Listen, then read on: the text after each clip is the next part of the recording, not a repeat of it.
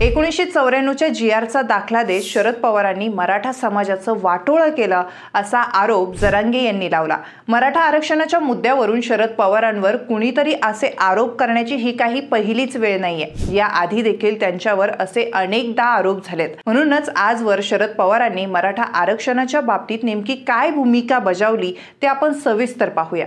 शरद पवार महाराष्ट्राच्या राजकारणातील एक प्रभावशाली नाव। शरद पवारांनी ज्या काळात राजकारणाला सुरुवात केली तेव्हा नेत्यांना त्यांच्या समाजाचे नेते, या समाजाचे नेते, त्या समाजाचे नेते अशी ओळख मिळायची। अर्थात आजही नेत्यांना अशा ओळखी दिल्या जातात, फक्त त्याचं प्रमाण काही प्रमाणात कमी झालंय, पण पूर्वी हे खूप चालायचं। पण असं असताना सुद्धा शरद पवार हे नाव कधीही एका समाजापुरतं किंवा एका जाती समुदायापुरतं मर्यादित राहिलेलं नाही। तसं बघायला जर गेलं तर शरद पवार येतात ते मराठा समाजातून, पण त्यांचं नाव कधीही फक्त मराठा समाजाचे नेते म्हणून मर्यादित राहिलेलं नाही। ते नेहमीच सर्व जाती धर्माचे नेते म्हणून समोर आलेत।